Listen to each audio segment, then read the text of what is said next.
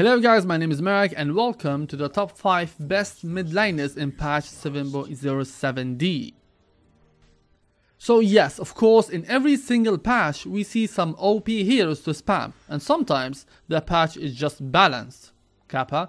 So today we are looking at the best 5 mid laners in the current patch, and the heroes are most picked in the high bracket tier, which is Divine of course. Now before we start, remember, if you are new here, don't forget to subscribe and turn that notification button for more videos. Also don't forget to like my page on Facebook so you can get the last updates of my upcoming videos and some memes and guides there. With that being said, let's get started.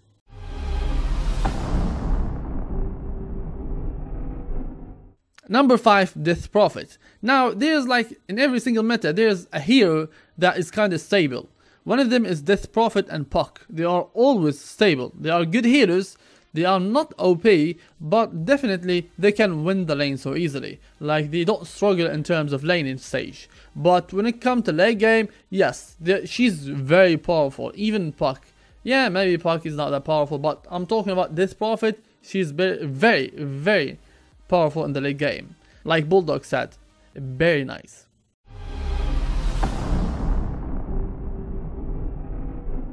Number 4, Tinker. Now everyone hates to lane against Tinker. Yeah, you will say that he's squishy, you can, win with Storm Spirit, but in laning phase, it's very hard to, win against Tinker. Like most of the heroes will actually suffer against Tinker, most of the mid laners.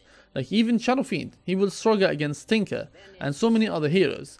So the hero, even though they nerfed the hero, like kinda, but the hero's still good. They nerfed the laser, even though they did, but he's very annoying in the laning phase. Like it's very hard to win against Tinker. He can nuke you down and kill you. Like any small gank with any hero that can work with Tinker, because he can just nuke the enemy if he had stun or something like that. So very powerful hero and very nice to play.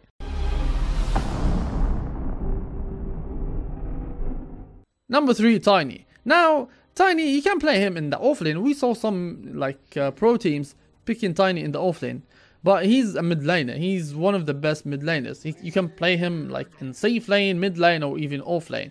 Why? Because his third ability, he can just grab a tree and whoop your ass. Yes, he have a cleave with the splash damage. It's not cleave. It's a splash damage. And also, it's very a high damage. You can't out CS him. It's impossible to out CS the Tiny in the laning stage. So even if you play Tinker or whatever hero, the hero is really good. And also, one small mistake that you can make, you will get punished by Tiny. He can combo you, you can whoop your ass with his tree, he can even throw it on you so you can get the mini stun, also a damage. The hero is insanely good. You will see a lot of players picking him in the offlane especially.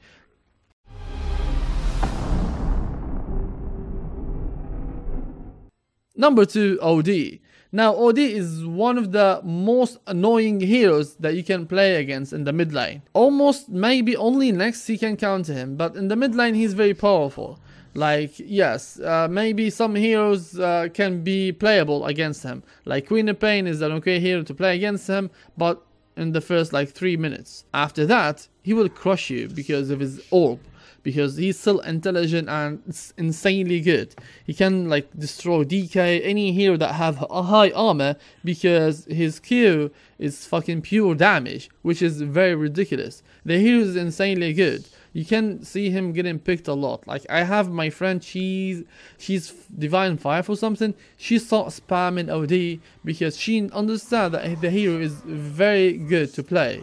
The hero is insanely good in the mid lane and even in the late game. He's very powerful with his Insanity Eclipse. That's insane damage, can destroy any hero that have low mana. Especially the heroes that have low mana pool. Like PA or any other heroes. So the hero is really nice to play. Number 1, Shadow Fiend. Now yes, of course Shadow Fiend, because Shadow Fiend, after the buff that he got, the hero is insanely good in the mid lane. Yes, he will struggle in the first from 1 to let's say 3 minutes or 2 minutes. It's only a couple of waves until he gets some souls. When he gets some souls, he will destroy you in terms of CS. Also his raise. That's insane damage that will stack on you every time. Like 2 raises will also almost bring you down to half HP, which like you can't play against that. Like every time you come to the lane and you try to, you know, it's either harass or just take CS, he will just harass you, and you know, you have nothing to do against that. So Shadow Fiend is one of the best heroes that you can pick in the mid lane. Yeah, you can pick him as first pick or whatever. I'm not even kidding. He's insanely good. At the moment, they play him as a nuker. Like, yes, you can approach him as a right clicker. Like, you can build let's say Shadow Blade and even Dragon Lance and Excella, like Butterfly and whatever, Scotty. So now, in like high tier MMR, they buy Use Scepter because they want to nuke the enemy. They buy Use Scepter, E-Blade, any item that can deal magical damage. Why? Because his Silent Tree have some amp damage, like 10% to 8% amp damage, which is insanely good, especially stacking with his fucking raises and his ultimate ability. That's something insane to have. That's why you see a lot of heroes or players approaching the hero as a nuker, not just like a right clicker. They don't play him as a right clicker anymore, but you still can play him as a right clicker in the right game. That's it for today. Thank you guys for watching. I hope you enjoyed the video, and if you do, smash that like button and also subscribe so you can support my channel. This is Meric. See you guys in the next video.